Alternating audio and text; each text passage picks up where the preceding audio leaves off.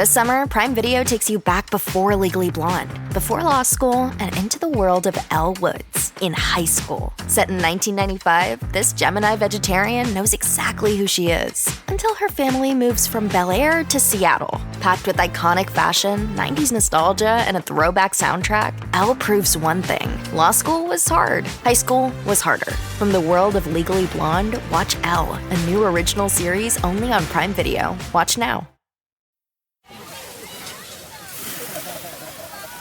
This summer, serve up the Cookout Classics, Oscar Mayer hot dogs and Heinz mustard. Grill up a dog, add classic yellow mustard, or loaded Chicago style. We all know it's not a cookout without Oscar Mayer and Heinz. Here's your report. Oh, thanks, Jane. I wish I could hire someone just like you. Try LinkedIn Hiring Pro. It's more than a job board. It's like the recruiter you always wished you had. Hiring Pro uses real-time insights to match your role to LinkedIn's unique network of professionals and delivers a short list of best fit candidates. You'll spend less time sorting applicants and more time talking to the right people. Let's do it. You're irreplaceable, Jane, but another you would be great. Hire right the first time. Post your job for free on LinkedIn today at linkedin.com/quality.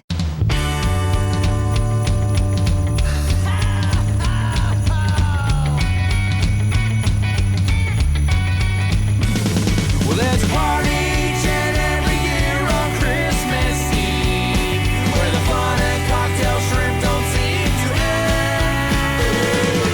Clark and Ralphie taking turns on the TV screen, laughing, singing, yelling with all of our friends. Well, it's Christmas, and everybody's gonna spread the holiday cheer. 'Cause it's Christmas. Oh, it's the best time of the year. Let's do fake reindeer with them. Hey, Dylan. Hey, Matt. This one is coming to us fresh from our Patreon. They said, hey, how do you feel about watching a subtitled Christmas horror comedy like Rare Exports?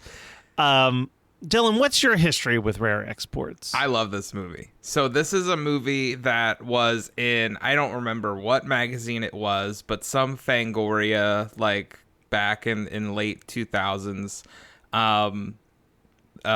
basically just off the beat Christmas horror, right? Yeah.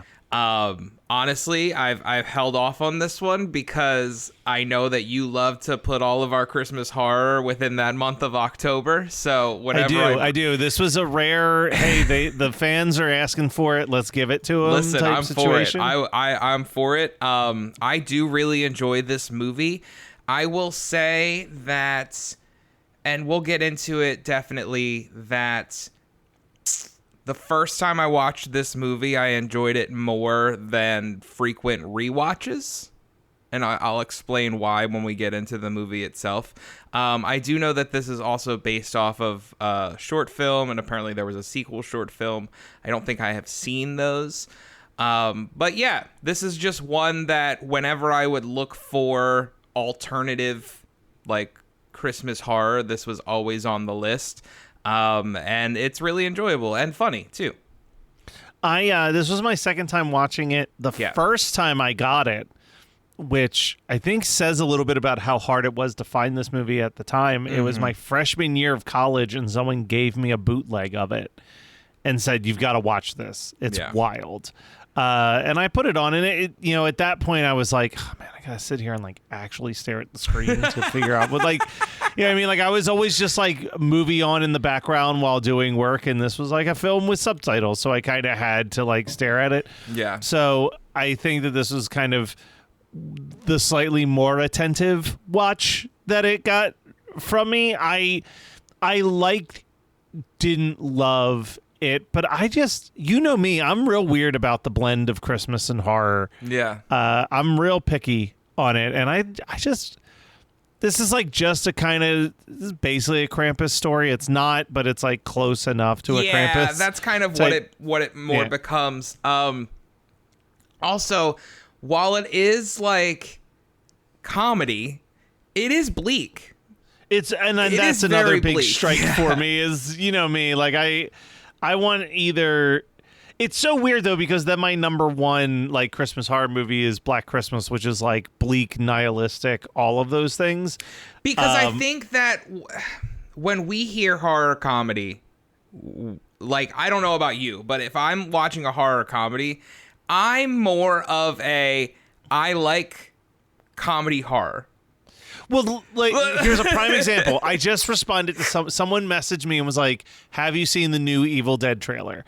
And I have, and it's really, really good. Yeah, and it I is. do like that we're doing these really, really good Evil Dead movies. Yep. But give me a funny one too. Like I feel like the last like 3 Evil Dead properties have just been so like, we're gonna make you squirm in your seat by how gross things are gonna get. And I'm like, yeah, like that's fun.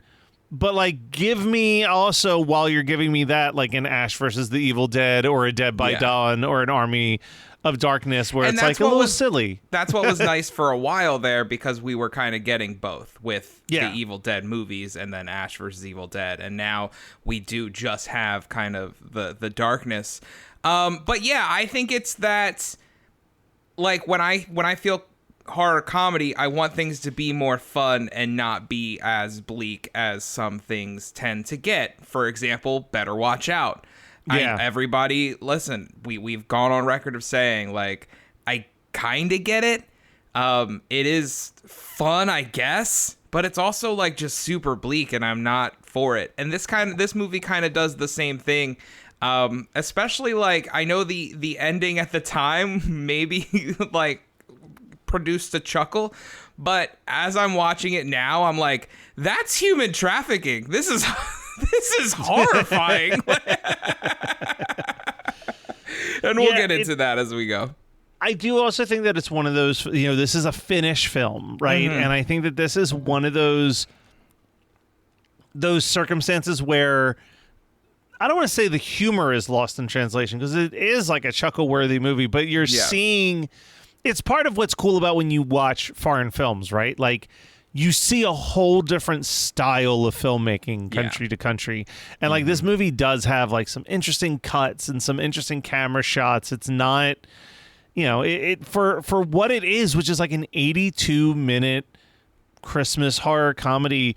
Like, it moves, it's visually interesting to watch. It has like compelling characters, and I just am not invested in it when I'm watching it half the time, and I'm like, I don't know why that is. I should love it. So I was invested the first time I watched it, and I'm not. Again, I've said at the beginning, I like this movie. I don't watch it every year, but I watch it every couple of years when I forget a little bit about it, and I want something to watch. So I think the problem I have with this movie is there's so much setup and no payoff. Yeah. There's I think so that's much also it. There's so much setup, and we'll I do want to go from the beginning. I want to talk about this movie, but you walk us through it, because I think you're a little bit more in tuned with it than I am. I think you're going to be better at leading it. This movie starts off with Wiki calls it an American like research team. It's very much a mixture of different countries. A research team that is out here in this sub-zero area of Lapland, which is in Finland. Obviously, we're talking about a Finnish movie. And they strike something, and it causes this big explosion, and basically it affects this very local village. So we've got this rural community that's just trying to hunt, and things aren't going great. They're looking for meat, and they're not finding it. And you also have this child who is obsessed with Santa. Yeah. Or is like obsessed with the history of Santa, which I will say at one point in the beginning, he's reading through this like horror Santa book, and I'm like, that thing looks awesome. Some of the artwork that's in that is super cool. Yeah. No, it's great. Skipping through it, him and his father have a really kind of strained relationship. Basically, do they get into like did the mother die? I can't remember. I can't either. That's what I mean. So much of this movie, like, I watched this yesterday. And, Yeah. and it just like funnels out the back of my For brain sure. so often. So there's like a strained relationship in there, but what ends up happening is that two guys in the rural community, this kid's father and the goofy comedic relief friend, basically find a bearded man who very much looks like Santa because he has fallen into one of their wolf traps, right? And dies. Okay. Yeah. Dies. Quotes around that. Like, he lands on a bunch of spikes. And basically they pull him out. They're like, what are we going to do? And you come to find out that this guy is, again, putting it in quotes, Santa Claus. So what they end up doing is they contact the research team. They're like, hey, we've got this thing. Do you want it? $85,000. You can have it.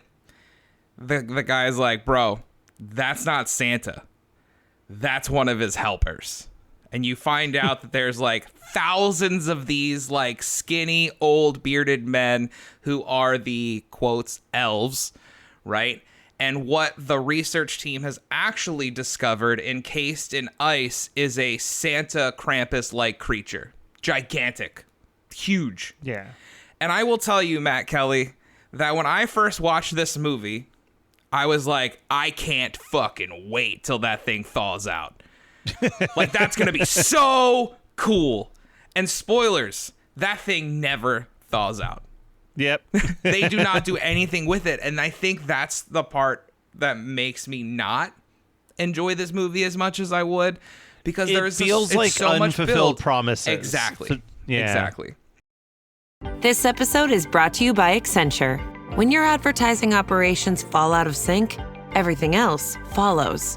Spotify and Accenture are working together to reinvent the rhythm of ad sales, using automation, analytics, and smarter workflows to simplify campaign delivery and access better data across the business. The result? Less time spent on operations, more time connecting brands with the moments and fandoms that matter most. Learn more at accenture.com/Spotify. Get business done with the new American Express Graphite Business Cash Unlimited card. With unlimited 2% cash back on all eligible purchases, unlimited 5% cash back on flights and prepaid hotels booked through American Express Travel Online, and a flexible spending capacity that can grow with your business, you'll have the confidence to keep building. Apply today and earn a welcome offer of $1,500 cash back after you spend $50,000 in qualifying purchases on your new card within the first 6 months of card membership. Terms apply. Learn more at go.amex/graphite. This summer, say I do I am marrying a stranger. like never before. Am I crazy? It's a whole new Married at First Sight on Peacock. Thank God I woke up in love. With new experts, My name is Dr. Lisa. My name's Paul Brunson. more couples, This could be the start of a very successful marriage. and more surprises. Or maybe not. Everything is just not enough. You're a little bit crazy. I don't know what's gonna happen. I want my fairy tale ending. Married at First Sight, now streaming. New episodes Thursdays, only on Peacock. This summer, soccer is here, and so are the watch parties. And Uber Eats has your game day essentials covered. Everything you need to keep your crowd happy, delivered straight to your door. Get wings, pizza, chips, dips, fresh ingredients, and more. Keep the soccer going and all your game day essentials flowing. Order in so you can lock in for the games. Only on Uber Eats for a limited time. Visible puts the ultimate wireless hack in the palm of your hand. With unlimited 5G wireless data and hotspot designed to keep you connected, powered by Verizon's 5G network. And no contract holding you back. Plans start at $25 a month, or get the premium Visible Plus Pro plan and save $10 on your first month when you use promo code HACK. Make the switch at Visible.com. Terms apply. See Visible.com for details. In the darkest corners of the internet, a nameless, formless entity has been growing.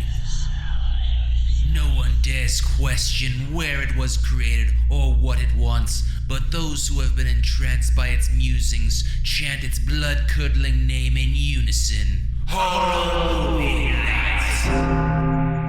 Find Horror Movie Night on your favorite podcasting app or at hmnpodcast.com. I think I very much... very surface level explanation of this movie, but I think I hit the main points of what matters.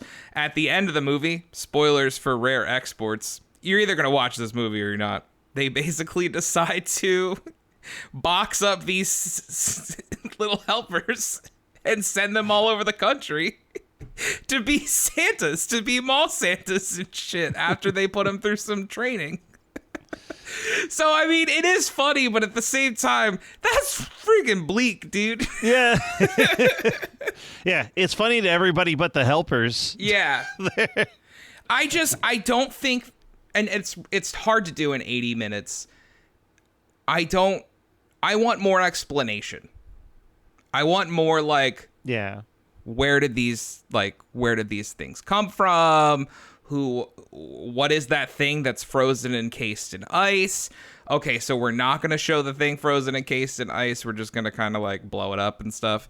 Great. Yeah, I enjoy this movie because of the promise of what it is, not what it actually becomes. And I think every time I rewatch it, which is every few years, because I do enjoy it, You're reminded remember of that, I'm though. reminded Yeah. that, oh, okay, ultimately this movie, as much as I do enjoy it, doesn't really have that payoff. Unless it a edges thousand bearded men running down a mountain is your payoff, which is a great visual. That's super cool. It's really cool to see.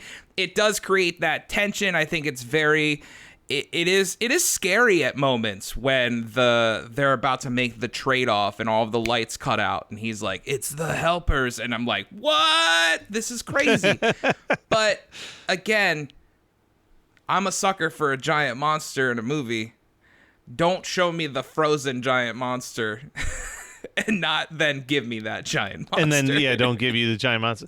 It is unfulfilled promises a lot.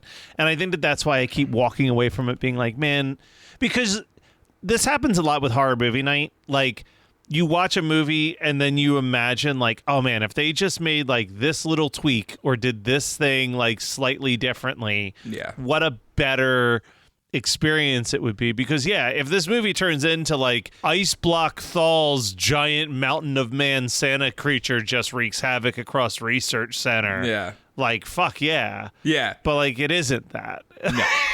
and let's also be honest, they probably did what they could with the budget. I don't think that they had. did it. Like, this is a low budget movie, like very much so.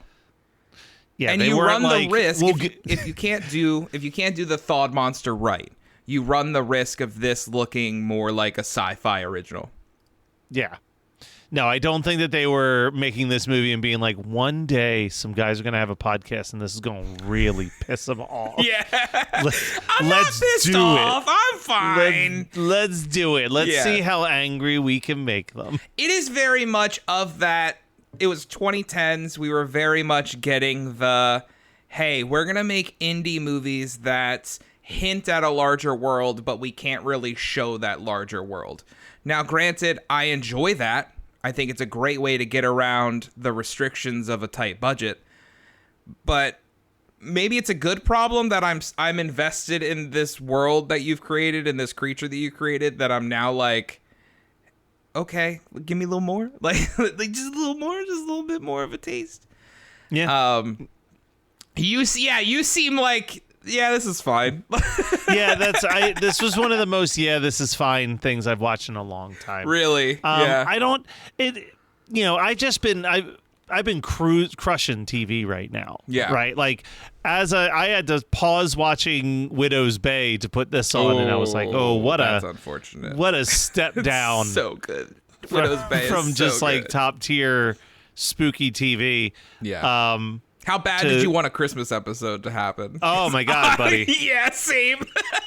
Oh God. Because we have a little bit more time to fill, I never want us to put out something that's under 20 minutes. No. On our feed. Unrelated to Rare Exports in every way, shape, or form. But I have Barb not and seen the last episode of Widow's Bay. So No. It has cool. nothing to do with Widow's Bay. All I'm right, not cool, even cool, close cool. to being done. The other show that Barb and I have been watching, because we usually have 3 shows that are happening simultaneously at any given moment. Okay. There's the show that her and I watch by ourselves. Yeah. There's the show that we put on when the kids are here that we don't have to worry about like anyone getting scared by anything or, you know, too much sex or any of that stuff. And then there's like the, hey, we're laying in bed and we'll throw on like an episode of Friends or Scrubs show that we're like very slowly chipping away at. Yeah. But the show that we've been putting on while the kids are home is Zoe's Extraordinary Playlist. Have you ever watched that show? I have. So I realized that is this not something that we've put on our list? I feel like this.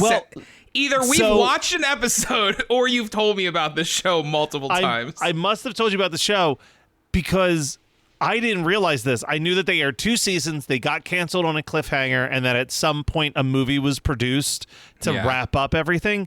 The movie's a Christmas movie, which I had no clue that it was a Christmas movie. So I'm like, well, I would love for us to do it because I love this show, but I also feel like making Dylan watch what is ostensibly a series finale episode. I was like, listen, man, I want to do this movie, but here's what I need from you. I need you to watch 2 seasons of a TV show. Yeah, but it's 2 seasons of a TV show that I think you're gonna love. I'm like sure Ted I will. Lasso level love. Now, what kind of TV show is it? Is it 10 episode season or is it 23 episode seasons? It's 2 12 episode seasons, 40 minutes an episode. That's not bad. That's not bad. But knowing how much you love Glee, and it stars one of the former Glee cast members, it stars the actor who played Unique on Glee in like the later seasons. Okay. And it stars I was gonna say, listen, this is really dark. By saying it's a former cast member of Glee, you are narrowing that down a lot. That is true. And then it also stars one of the like 5 cast members from the Evil Dead remake. Oh, sick. And then it's got Skylar Austin from the Pitch Perfect movies. Oh, is it the main girl from Evil Dead plays the... I don't think it's the main girl. Okay. I think it's her friend. Okay. But the conceit is that there's a girl named Zoe. She doesn't listen to music. She like lives in a bubble where she doesn't know anything about music. But one day while getting an MRI, an earthquake hits California. It's the main girl. Sorry. Oh, it is the main girl? It is. Yep. So I do enjoy an earthquake hits, and now she can read people's emotions through elaborate Broadway-style musical performances of like songs that everybody knows. Like it's a jukebox musical type thing. Yeah. And the actor who played Unique in Glee is her next door neighbor who's a huge music geek. So Zoe goes over there and says, like, this was the song that they were singing. And then they analyze the lyrics of the song to be like, they must be going through this. You have to go help them. And she, like, has to go and help people get through their, like, struggles. But here's where the real fucking tear shed stuff is throughout the whole first season, her dad is dying of ALS. Ooh. And every time she visits her dad, who can't speak or move, she knows how he's feeling because he'll get up and do like a Broadway style song towards her about how much he loves her, like, you know, stuff that he needs. Man, I don't want to watch this. It's so good. It's so good. It's from the guy who made it also went and made he made Acapulco afterwards, which we've done an episode of over here. It's very, I would say it's very Scrubs coded in like, you will be laughing at these very well set up jokes, and then they will just like gut punch you at the last second with some like heavy shit. Yeah. But we'll see. I mean, I could make it. I've never watched the Christmas episode, so we're going to watch these 2 seasons, and then we'll watch the movie together for the first time. Yeah. And I'll let you know. If it's actually good, I'll be like, hey, man, you really should watch those 24 episodes. I'll start it, and then like I'll get halfway through it. You'll have watched the movie, and then be like, no, abort! It's really bad. Well, it could be, though, because I think the movie got made for, like, the Roku channel or some shit. Like, it's, you know, it's a real, like, oh, man, they had to find anyone to give them money to wrap this up. And we're doing whatever we can. It's real Yahoo season of Community. Exactly.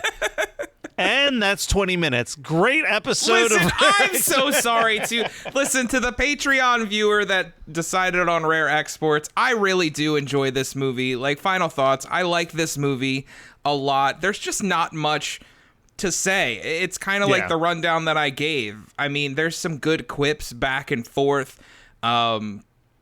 Great tension building, camera moves, and it's just fine. It's good, it's not great. I think that's the way I would describe it. It's good, it's not great. And I think that you have two guys where I feel like we could say I enjoyed this a little more than Matt, and that's kind of just, yeah. So thank you for choosing this. I did want to eventually cover it, and I'm glad that it wasn't something that I built up forgetting that it's just okay. Yeah. No. Perfect. Yeah. Well, if you have ideas for stuff that we should be talking about, you can always join our Patreon, which is linked in every episode show notes. And, once a month or every other month, I'll post and be like, Dylan and I are about to record again. What things should we talk about? And I comb through those and find suggestions that make me go, ooh, yeah, let's do that. So, make sure you join the Patreon, and you get to be part of a Slack chat that we sometimes are in. As long as people are posting in it, we respond. So come and support the show. And hey, Merry Christmas, Dylan. Merry Christmas. Whoa. Now we won't stop till the big ball drops on New Year's. Have a happy holiday. Have a great holiday. Have a merry happy holiday.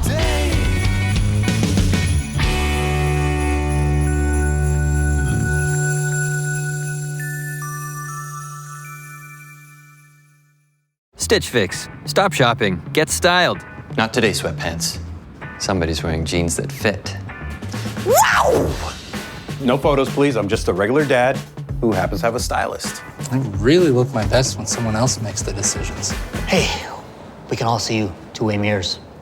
Just share your size, style, and budget, and your stylist sends personalized looks right to your door. Stitch Fix. Get started today at StitchFix.com. I want to hug you. I'm going to hug you. I'm coming in for a hug. Every act of change begins with a neighbor, with someone saying, "We take care of each other here." In food banks and food pantries, neighbors pack fresh food and dignity into every box, moving food from farms to families through Feeding America's nationwide network. So when that box reaches a home, it carries more than food. It carries a promise that together we can end hunger. Feeding America, led by neighbors. Give now to end hunger at feedingamerica.org. You're listening to the Geekscape Network.